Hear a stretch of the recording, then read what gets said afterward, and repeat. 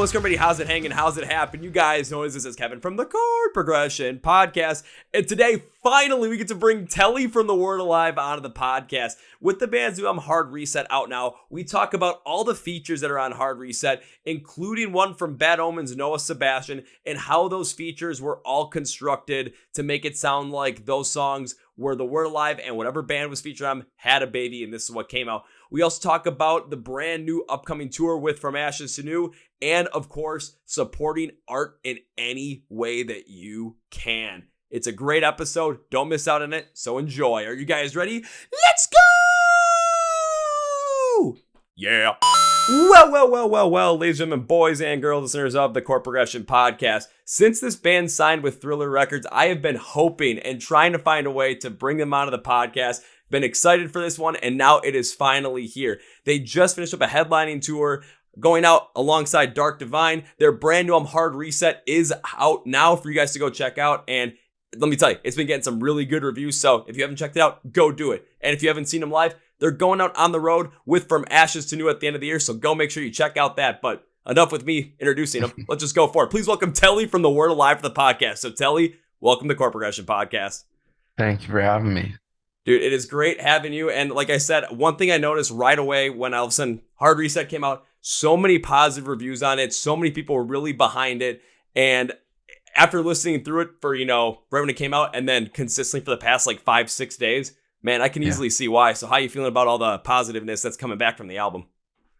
It's been really great because, I spent a lot of time on this record. Obviously, the last few years for anyone in music have not been easy. So to come out of all that and to put out a record that means a lot to, our band and me, personally, to have the response we have is it's like as good as you could hope for. So I feel very, very much like all the rewarding, like comforting, grateful feelings that you can possibly feel. I've felt all.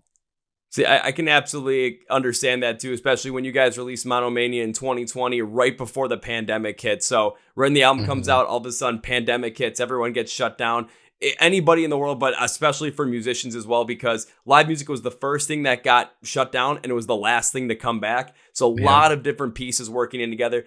A lot of time to work on new music. And for you guys to finally put out this album after, over 3 years since the previous one, really get something going out there and just see the positive reception from it. I mean, it's well-deserved. I'll put it that way. Thank you very much.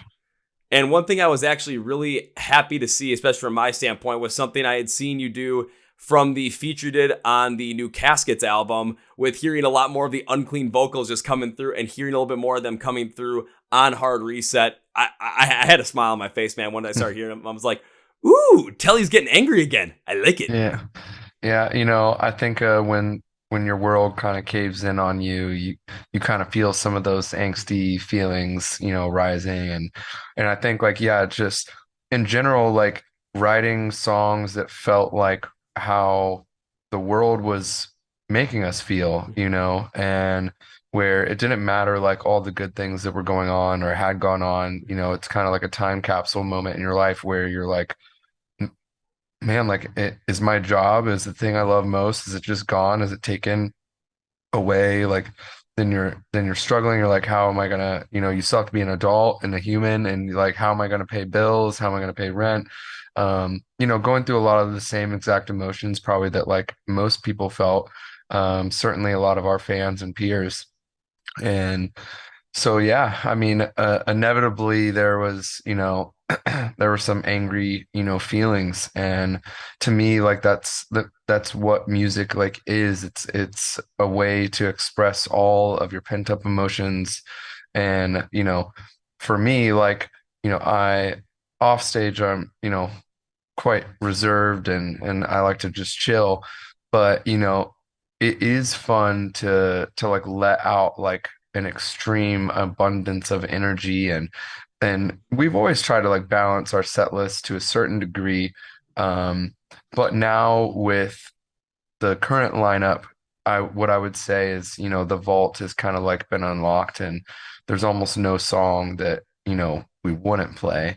It's just a matter of like the right time, the right tour. And so for me, it was just an excuse to kind of go off vocally, and I felt like I could do anything that I wanted to or felt. And so the best songs won. Like there are songs that are heavier that didn't make the record, and there are songs that are even lighter that didn't make the record. So um, for us, like we've been a band. I feel like we've always tried to like express the full spectrum of what we like and what we can make. But I will say the honing in like our sound and kind of retooling it almost, it was a lot of fun to explore the heavier side of our band again and more like intentionally. Yeah, because I've heard from you guys in the past. Like I've heard some of the other stuff you've done, of course, and there's some things that go heavier. There's some things that go lighter.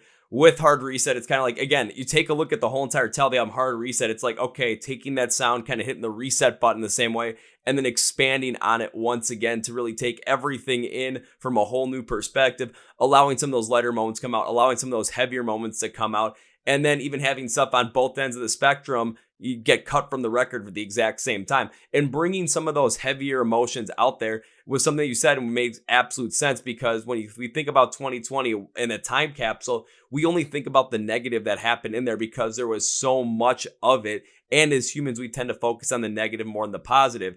And seeing where some of that emotion came out from you, from these lyrics, from the emotional weight, from the heavier vocals, I kind of was thinking about something where, from your standpoint, like a lot of other people in the world, your fans, peers, whatever, we all went through a period of time where we didn't know what was going on. We didn't know where the next move was going to be, especially from someone like yourself. You didn't know when touring was going to come back. You go out and play live music. And for so many people that were also in a similar boat, what they end up doing is they listen to music in order to find a way to find that positivity, to find that escape. And they're listening to your music at the same time as well. So when you're, trying to be able to connect with people like that, they're getting positivity from your music, and you want to be able to connect with them, get more of that, because then it gives you positivity at the same time as well. And when that's gone because of a pandemic, a lot of those emotions are going to come out in the writing of music from not only yourself, but any other artist that went through that. And we've seen that over the past couple of years, and we're seeing it here. And that's where a lot of the great music that's been coming out recently comes from. It comes from that place of raw emotion just being put out sonically into our ears and just letting us really feel every step of the way what you guys felt, and then how it relates to what we felt during that time. Yeah, 100%. My friend Josh from We Came as Romans, you have them in the background there, so I figured I would make mention of this. He told me this is probably 2009 or 10, a long time ago. He said this phrase, "One empty cup cannot fill another." And I think, when you have something that you can share that can be good for someone, you have to put that out there. And some days, like my cup is full or overflowing and I have more to give. Some days I'm the one who needs someone else's, cup.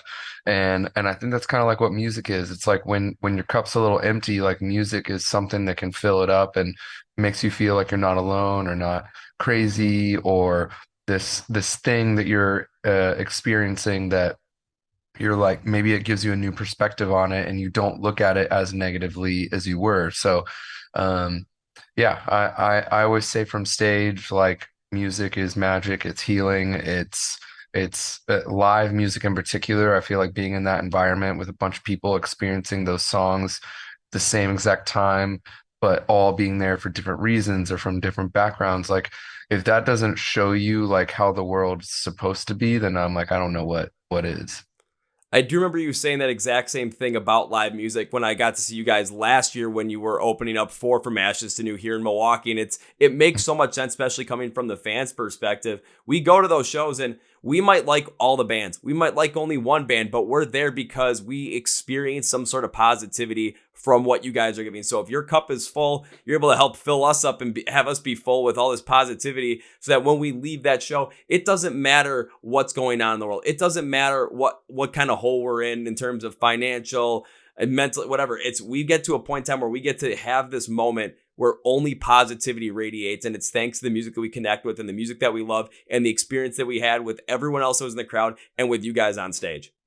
Yeah, no, 100%.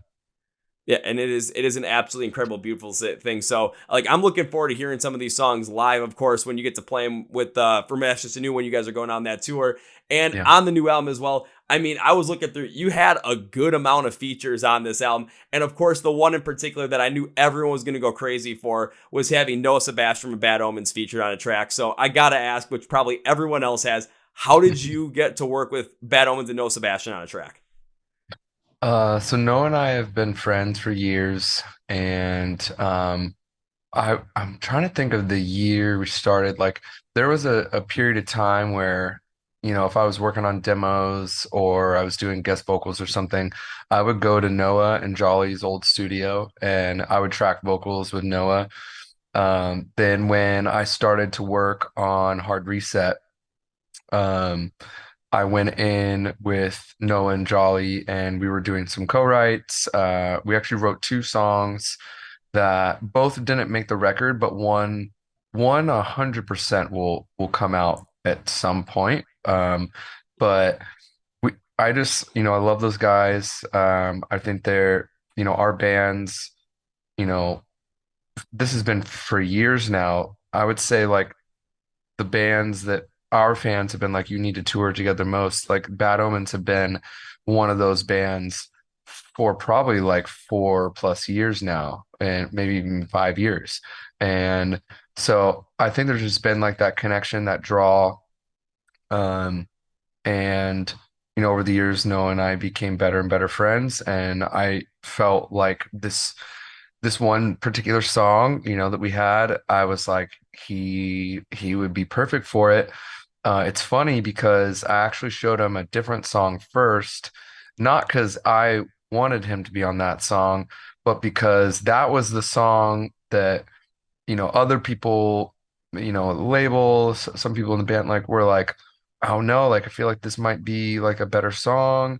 And I was like, I'm the only one who's worked with Noah before, and I know Noah. They just know Bad Omens. And in my head, I'm like, I'm gonna show him this, but then I'm gonna show him the one that I think he's gonna love. So um he heard the first one and he was like, this is really sick. But then I showed him the second one and he's like, okay, he's like, this is it. He's like, that chorus is fucking awesome. And so I gave him the song. He sat with it. He did his guest vocals. He also asked if he could do some like additional production stuff because obviously him and Jolly do pretty much most of their songs. And so he added in some, synth stuff, production things that like just really helped pull that full collaborative feel.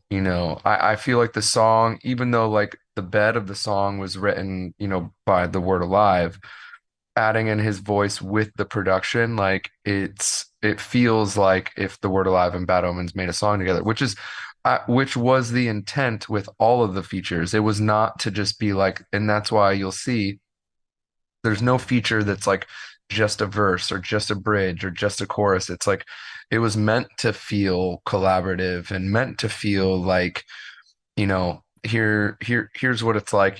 People always say like if this band and this band, had a baby, it would sound like this song, like that's just always been around. So I'm like, I wanted to make, songs with features that felt like that. See, I absolutely love that idea too, because I've seen a lot of bands with features and it's like, okay, we hear a feature and all of a sudden it's in the same spot all the time. It's in the bridge or it's in the second verse and that's it. And Yeah. I've heard other ones that have gone a little bit more in a different direction. I've heard one that the band Rod did where they had LJ from Seven Dust on it and he was a feature and he was the first verse. Like he opened it. I'm like, this makes no sense, but this is awesome. Hearing what you did with Caskets as well, not expecting to hear that unclean vocal that you did in there. And then having Matt tell me that you're the one that did the cleans over the top too in the breakdown. I was like, I thought that was Matt, but that was you. I was like, Jesus Christ, this is awesome. Now going into what you did with One of Us with Noah, because I was going through and I'm like, I really like the song. And I thought the main winner was just how the programming on top of it really evolved throughout the song, never making the intro and the distortion that was kind of in there seemed like it was out of place, allowing every piece of the song to connect and how it was programmed all the way through from each point in time, from the verse to the chorus, from where Noah had coming in the second verse with that lighter, softer kind of vocal that he does, and then the combination that all came through later on in the song. Everything worked together to literally sound like it was The Word Alive and what Bad Omens is doing currently coming together and having a baby, and this is what came out. And of course, taking a look at how it ended up doing, I mean, I just saw it was your fastest song to ever reach 1 million streams, and it's been out for, at this point in time, less than a month. Yeah. Yeah, it hit it last week, and so I think it was about 2.5 weeks or so that it was out when it actually crossed it. Um, and I mean, it's obviously I think just it's a great song. You know, I view the songs individually as a whole. So like to me, I'm like, yeah, it's a great song. Obviously, Bad Omens are. I wouldn't even call it having a moment. They're having like a lunar eclipse, you know, like they, everything they do is right. Everything is very much like for their fans, the fan engagement at the shows, the experience they have, you know, the production level. A lot of bands, when they start to have that first moment, they they don't really like lean into it as much. They're like, okay, like we don't know, like, is this going to keep going? Whatever. Like, it felt like to me, like watching Bad Omens is like, you know, someone like putting their foot on the gas, like all the way. And they're like, if we're going to go here, let's go here. And so, and that to me, all that just says is, which is something that a lot of people don't understand, especially when a band like them has this happen.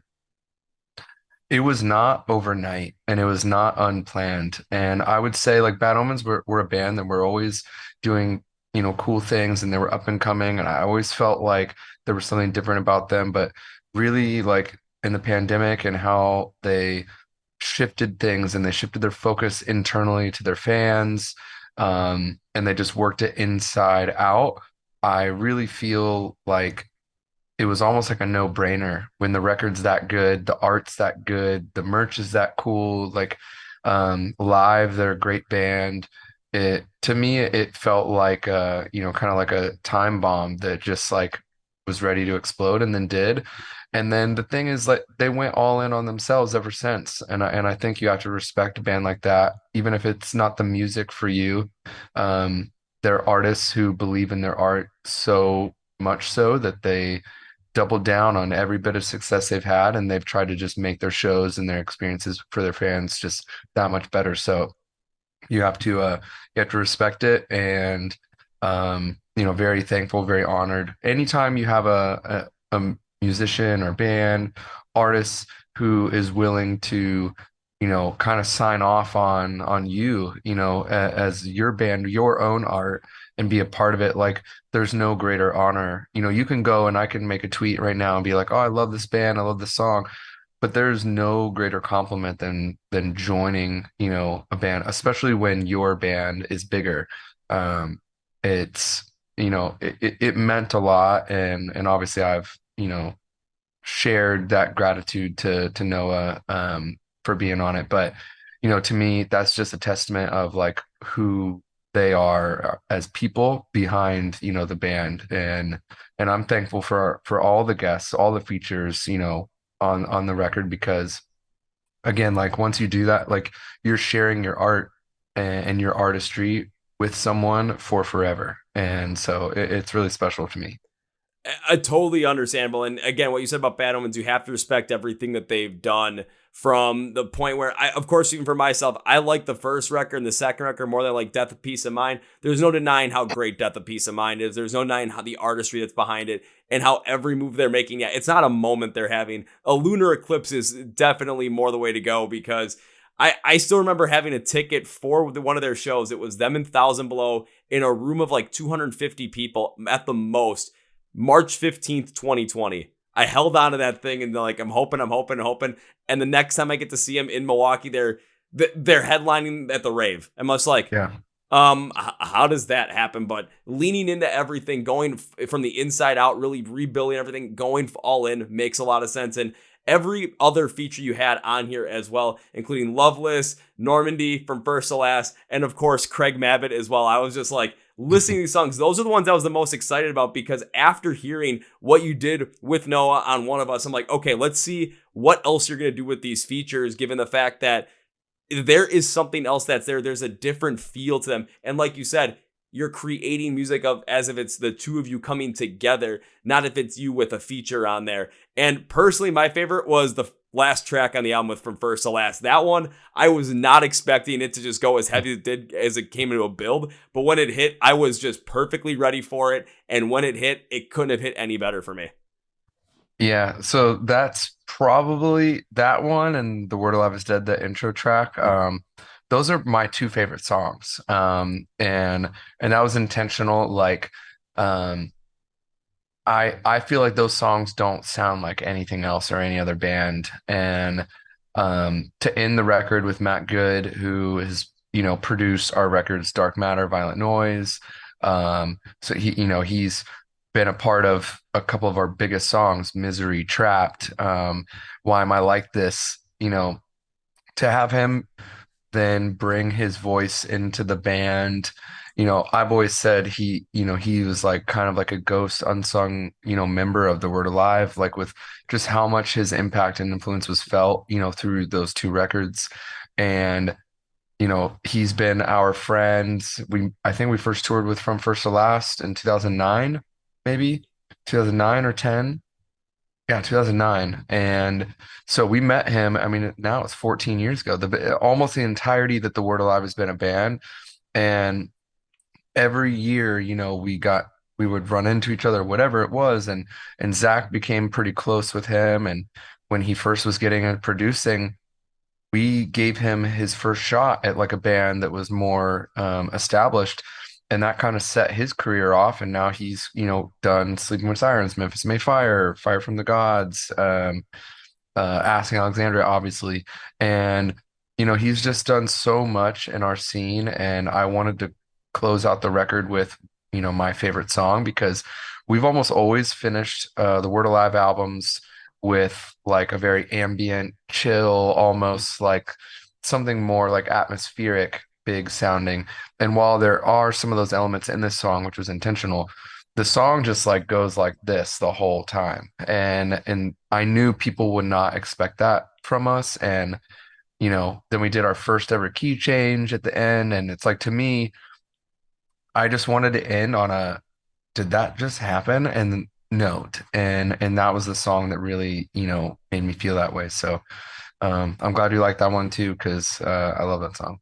Yeah, personally, it was my favorite on the record as well. And the main reason was basically how you had it, where like you said, it kind of has that build to it. And then when it hits, especially in that bridge and breakdown, it just adds so much more to it. The thought that I was going through with it was, when I first started listening, I'm like, the emotion I'm getting reminds me of the song Masochist by Polaris, where it's just, there's this ambience that keeps building within you, but there's this like innate sadness that's a part of it. So I'm kind of wondering, where is this going to go? Where is this going to go? And it slowly builds and builds and builds. And I'm waiting for that moment to hit where all of a sudden this song is just going to have this absolute fight mode in there that's just going to break it wide open. And when it does, it was a total win for me. I'm just going through it. And by the end of the record, once I get to that point, I'm wanting to go back to it again and listen through the whole entire thing so I can reminisce about what it was like to listen to that the first time, get the full feeling of it, and then just go for it. This was one that was an absolute winner for me. And if more people haven't listened to it yet, I gotta say, you need to go listen to War With You. My God,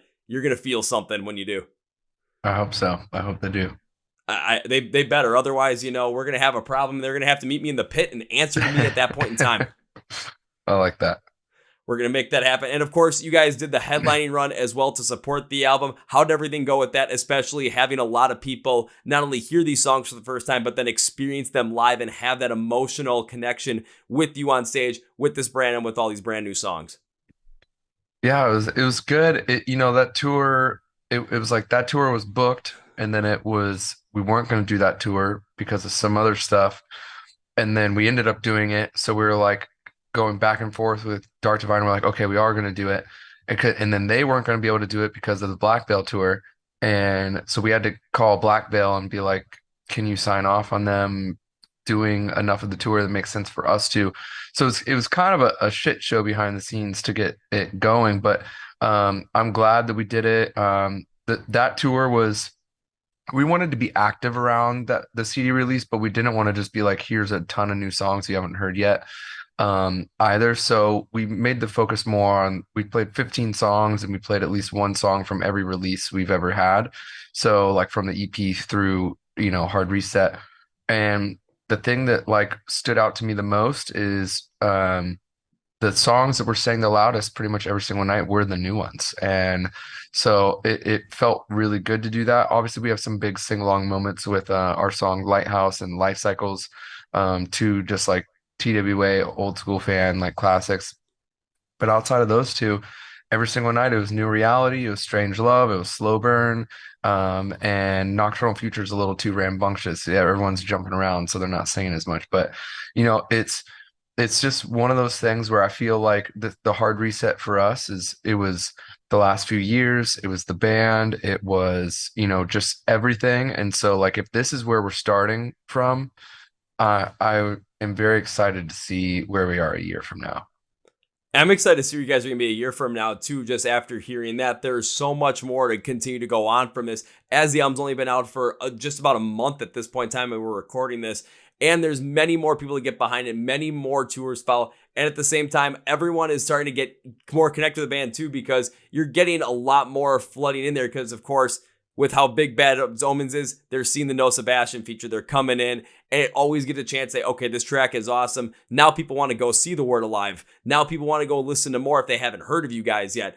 And going to see you guys live, they're going to get that experience. They're going to get that full feel behind there and really see what it's like. And not only that, get a taste of everything that you guys have done, no matter how far back you go in your discography to really bring things out, whether you go heavier, whether you go lighter, just giving people the chance to really understand who you guys are. And if they've seen you in the past, like I have, get a chance to see some of these new songs and really get a chance to feel what they're going to be like. Because if you play War With You on the tour with From Ashes to New, I'm going to be a happy camper. I'm not telling you to do it, but I'm just making a nice little suggestion right now. Yeah, that's one song that like I can't wait to play. We won't be playing on that tour, but I think the next time when we headline that we will play that song.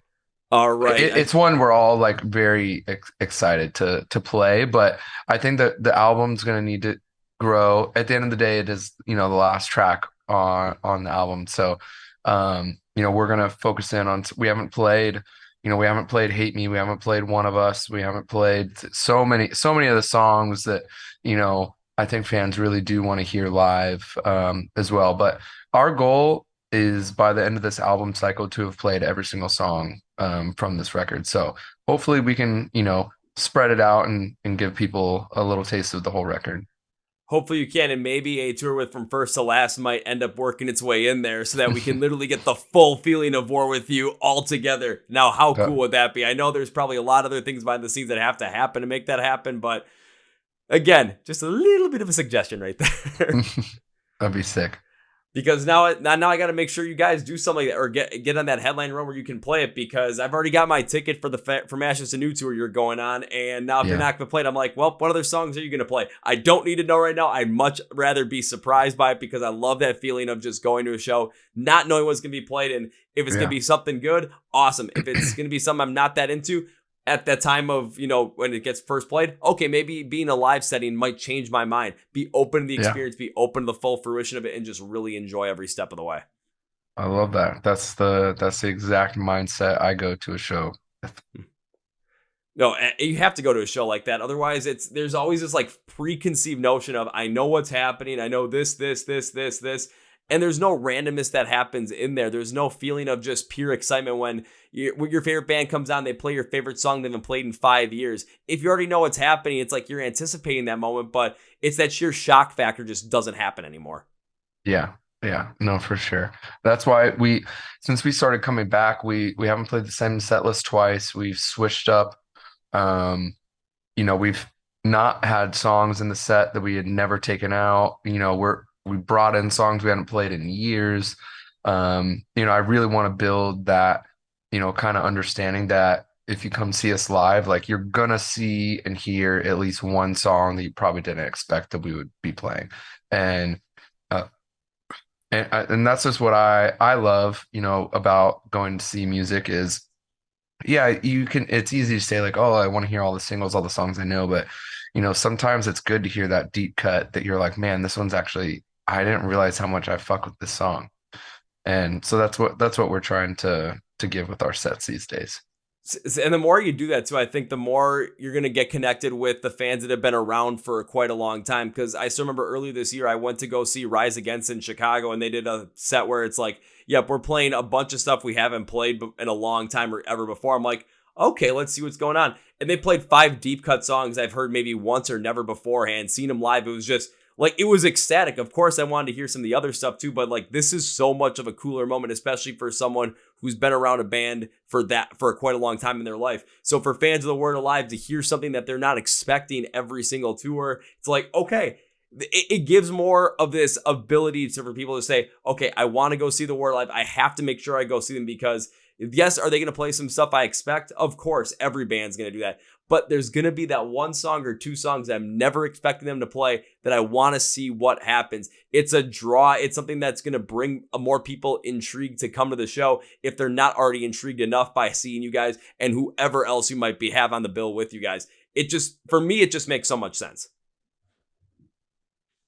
I couldn't agree more. I'm just stoked to dive in. You know, this is making me think about the set list for the From Ashes to New tour, and like I'm like, what could we do? What song is that song for this tour? So we'll see. I'm already getting the brain moving, starting to get the thoughts brewing. Hopefully it's something that I'm not like, I could give you a guess, but I'm not going to give you a guess because I'm probably going to get it dead wrong. And it's going to be something that I don't even want to guess. I want to just see what happens when I get to see you guys perform live. Just like, okay, what song's be the one you don't expect? What song's going to come out and you're going to get in the feels, or we're going to come out swinging. One of the two. We're going to see what happens. Yeah. Let's, I got some brainstorming to do, but, we'll play at least one song that people don't expect. That's what I'm hoping for. And then again, you guys are doing again, like I said, From Ashes to New again this year, going out with them at the end of the year, like you did last year. So it's kind of a cool thing to see, especially From Ashes to New release a new album this year. You release a new album this year, and seeing both you guys come back together again to do a tour and to support each other with those albums. So I got to ask, because I'm a big From Ashes to New fan myself, what's it like going on tour with those guys? It's great. And we actually had a headline tour for November, December, and Catch Your Breath was on our tour. And then From Ashes to New, they were trying to schedule their headliner, and we were aware of each other's tours. And then Matt hit me up and was asking some questions about ours. And then Maddie, the drummer who's filled in for us when we first came back, post COVID.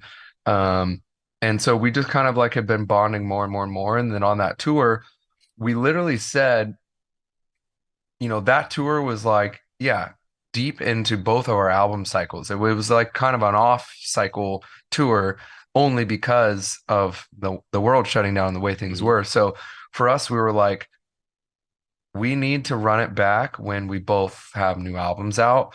And neither of us, I think, expected that it would be the first tour really officially, like post having the album out. But it couldn't have worked out better. And, we're all good friends. So to us, it's just about like putting on the best tour we possibly can, taking care of each other. I've been talking with Matt and Maddie today, and, we're excited. We just updated the ad mat. 2 shows are about to sell out tonight. For Flint and the Harrisburg show, and there's like 3 more with like super low tickets. So it's like the tour's selling crazy, and I think it's just, our fans have become each other's fans, and so to them it's like, oh, we have these 2 bands we saw, but it's like now there's even more excitement, more energy. Our fans who didn't know them and their fans who didn't know us now do. So it's like that, plus you add in Catch Your Breath, and they're our label mates, and they're very much up and coming, and they've obviously had great success with Dial Tones, but they have several other great songs too, and I think fans are starting to discover that as well. They have a new album coming out, so it's like I think there's just a lot of excitement around the bands that are on the package. Eco, who I'm not personally familiar with, but from this, like, checked out, he's super nice, super rad. And I'm looking forward to checking him out, on this tour, just like hopefully all our fans are. Yeah, from my standpoint, I've never checked out Eco before, but I'm kind of going in there with the same mentality I've had. If I don't listen to Eco before this time, I'm good with it because I want to go into that show not knowing what's going on, experience it, and see what happens. In a live But setting. in Yeah. a live setting, yes. And then when it comes to, you guys' new album, From Ash to New album, Catch Your Breath, a new album coming out at the end of October. There's so much going on with that, with everybody that's there.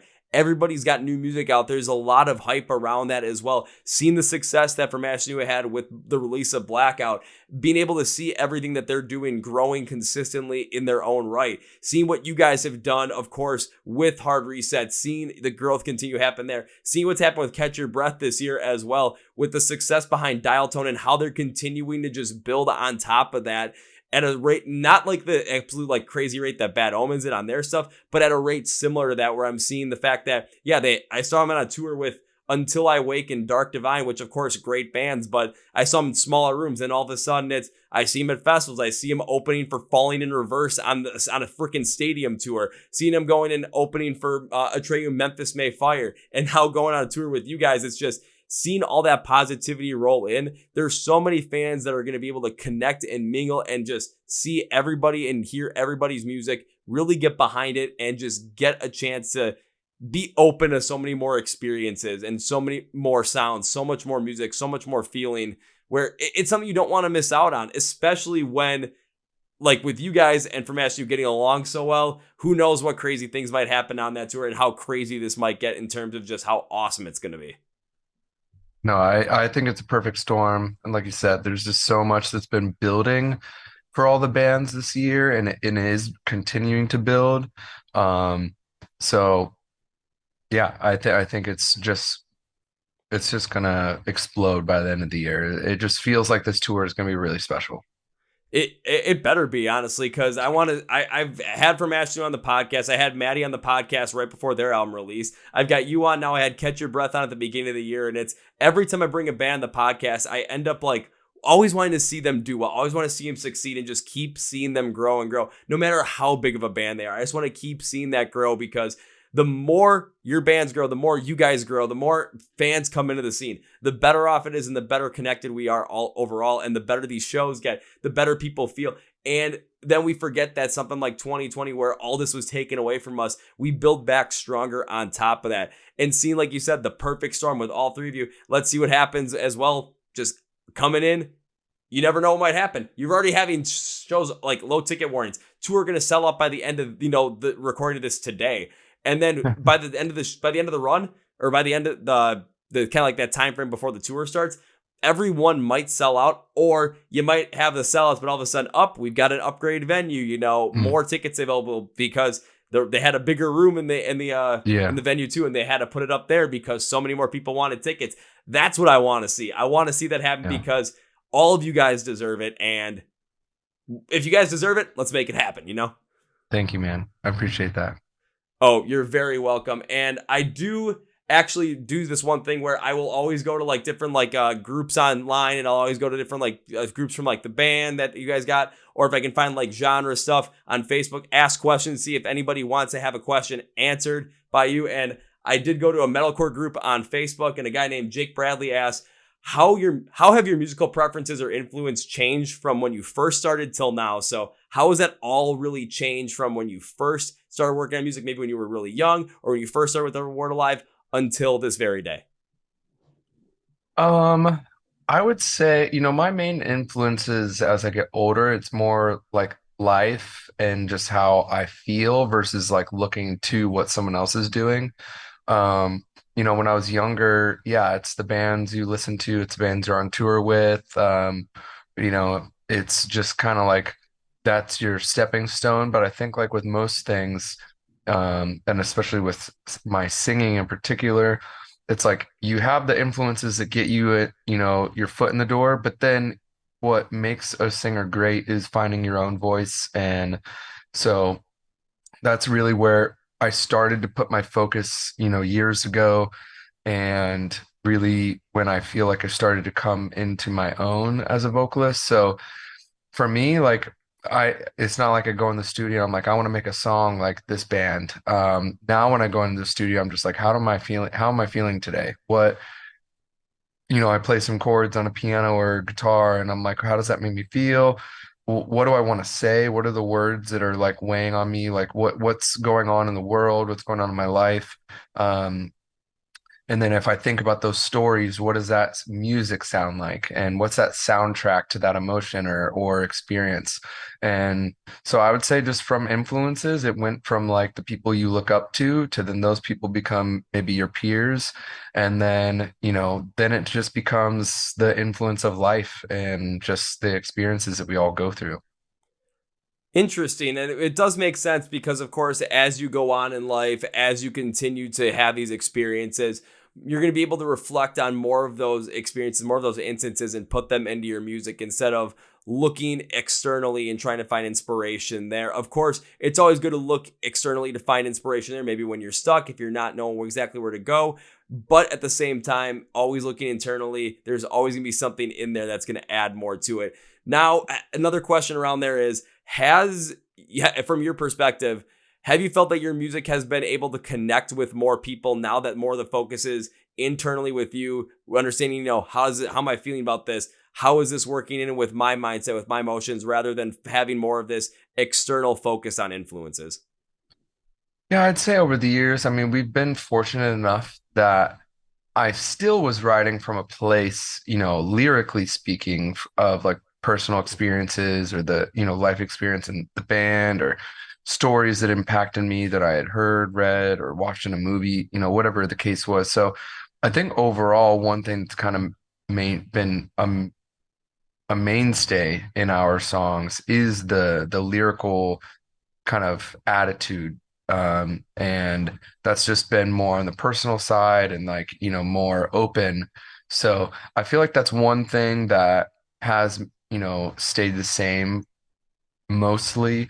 I would say what we did was we opened it up even more so. Like as I got older and I could, have a different perspective or look back on certain things, my mindset, or even beliefs to a certain extent may have shifted. And so now I can share this thing or what I've gone through, but from like maybe a healed place or a different place in life. So I think like the big thing, with the message is that the older I get, the more I feel like I've experienced life a lot of different experiences. And so I'm able to capture those emotions and stories and kind of put them into words in a way that I hope that there will be, whether or not they sound hopeful. Like my goal is even when I write something that's like dark or sad or whatever it is, it's not to just be negative. It's that if you felt this way, that you're not the only person and you're not crazy for feeling this way. And you're not, this isolated incident. It's like, well, a lot of people share very similar experiences, or at least at the bare minimum, emotions. And so, my intent with writing songs, even if they feel very negative, is not a negative outcome. And so I do think like our fans have gravitated towards that more and more over the years. And again, I get that 100% because when you're focusing in on maybe something that has a darker sound, a little bit more of this more depressed sound to it, a lot of us can listen to that and reflect on maybe not the exact same experience that we're hearing you talk about through your lyrics, but that we have felt that has the same emotional capacity and the same emotional impact on us, because then we're able to put it into our own, mind, basically play that movie in our head of the memories that we had of that. And even if it is something that reminds us of a time that's a little bit deeper, darker, more depressing, a tough time in our life, music allows us to do a couple of things, especially when you're writing about that as well, putting your story out there and putting the emotions you felt out there as well. The first thing is it allows us to know that we didn't have to go through this alone, that other people have dealt with this. So it gives us that connection of we are not isolated. The second thing it does is it allows us to have this little bit of a, look back and see, okay, how can we turn this into a positive? Maybe it wasn't the best situation. I've gone through those before and music has reminded me of that. But then music also reminds me of I'm not there anymore. I was able to get past this. I was able to defeat this.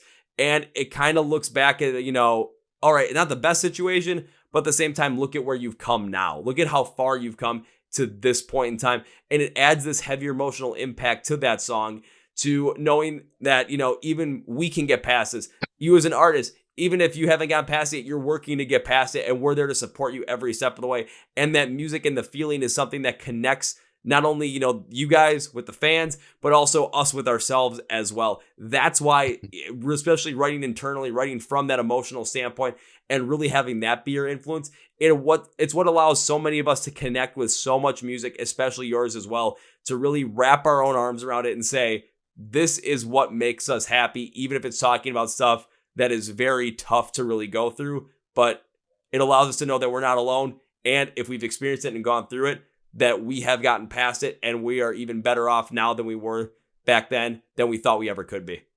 Yeah, for sure. No, that's why people call music therapy, I'm gonna call it mosh pit therapy, because that's when I'm feeling like, okay, I'm anxious, just need to get something out of me. Just go to a show, go to mosh pit, have a blast, and next thing I know, I forget about that life was ever crappy, or just have a good time with it. Never mind about it. Just like, woo, push. Yeah, exactly. All right, I got one more question for you, and it's something I've been asking every single artist now that I've ever had on the podcast going forward. It's just to get us to know a lot more music and get us to know what you're listening to. So if you can give me maybe 1, 2, or 3 bands that are up and coming that you're listening to, that you're really interested in, that you're really liking, want to give them a shout out, I'd love to hear it. So if you got 1, 2, or 3, go for it, Telle. Let me pull up here for you. So I actually listen to a lot of music that is not in our genre, but I do have a playlist that I build from my Twitch that has a lot from our genre. So let me find where this is, and I'll give you a few. Perfect. Let's see. There's some good ones.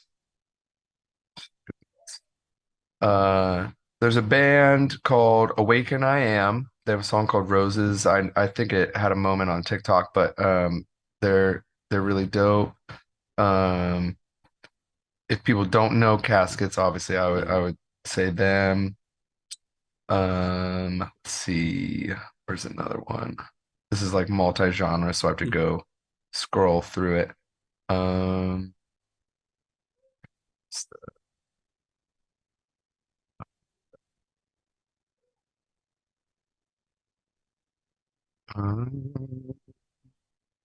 I'm like looking at so many of these ones. I'm like, oh, people know these. Probably people know these. People know these.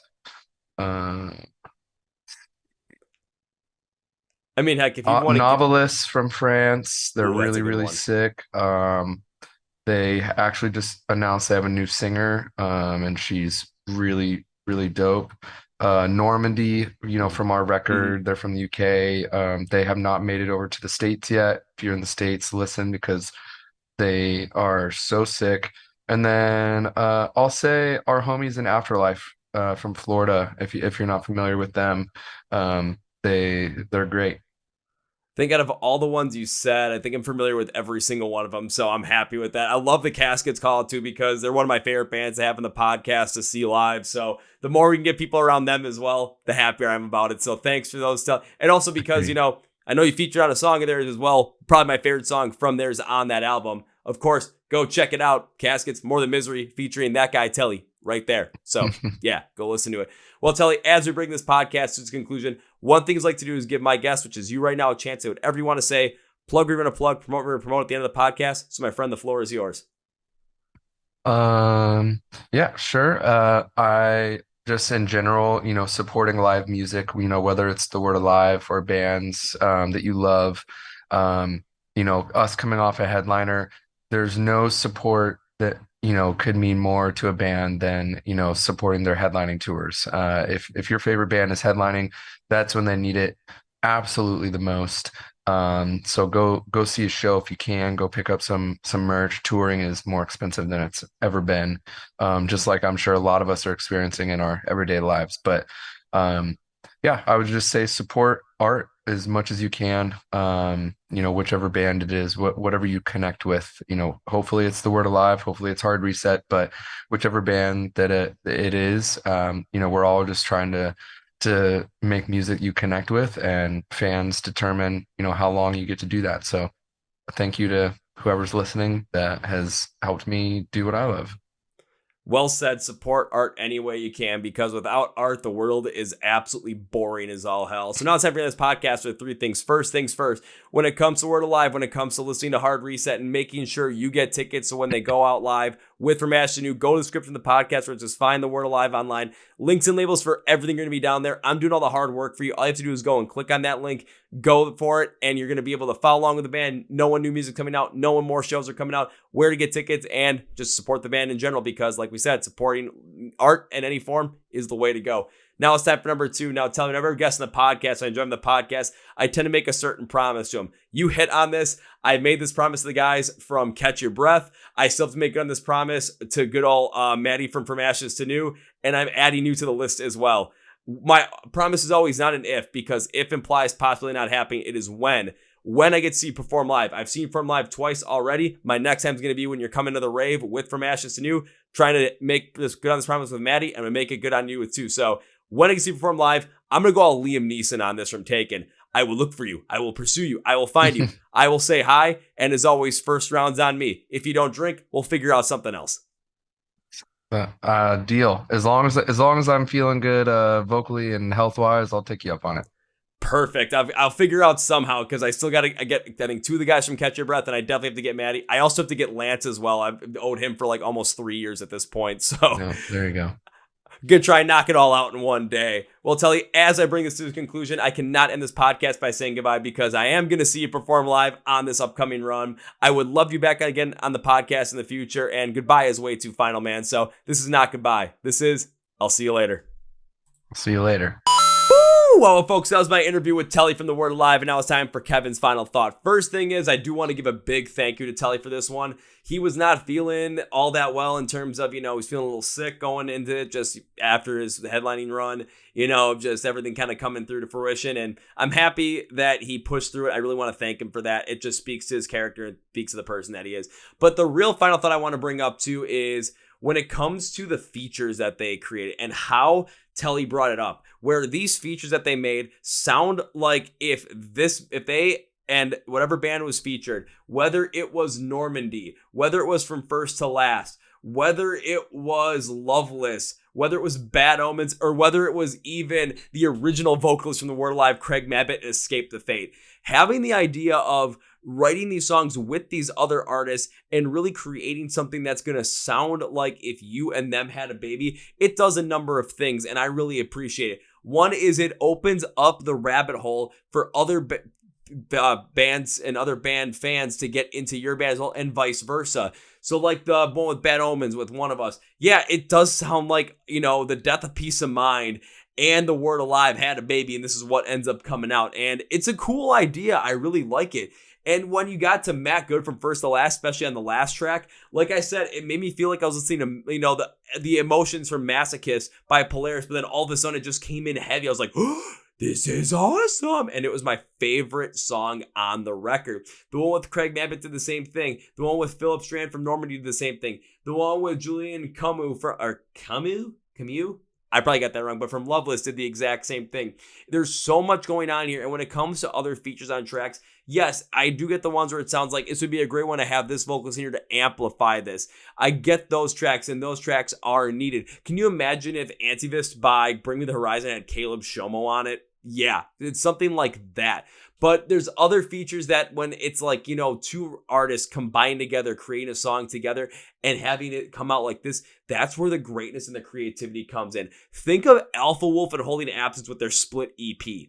Yeah, how cool is that idea? Now run with it. Take a listen to what Telle did with Caskets on More Than Misery. You guys know I love Caskets. You guys know I'm big on that. I want to support them any way as possible. So go make sure you check that out. Now, when it comes to The Word Alive, go make sure you check them out. Go check out Hard Reset. Go and follow them on social media, and go get tickets to when they are playing with From Ashes to New, especially at the end of the year, because that's going to be a great show with them and Catch Your Breath. Links for all that in the description of the podcast, which says Find The Word Alive online. Make sure you also find along with us at the Chord Progression Podcast. We're on Facebook, Twitter, and Instagram, of course, so go and check those out. You can also subscribe to the podcast right here on YouTube. You hit the button right down here. If you're on Spotify, Podcast, Radio, Amazon, hit the follow or subscribe button, whichever one it is on there as as well. If you like this podcast, hit the like button right down here on YouTube so more people get to know about this. At the exact same time, if you're on the audio version, hit the like button there as well so it helps us in the algorithm and more people get to know about the greatness that is rock and metal that we're bringing to you today. Oh yeah. So I want to thank you all for watching. Thank you all for listening. Go support art any way you can and go support the Word Alive as well. So on that note, that's going to be from the guys. Thank you for watching and listening to the Chord Progression Podcast. My name is Kevin, and you guys know how I end every single one. He's up with a big, healthy, and hearty. See ya!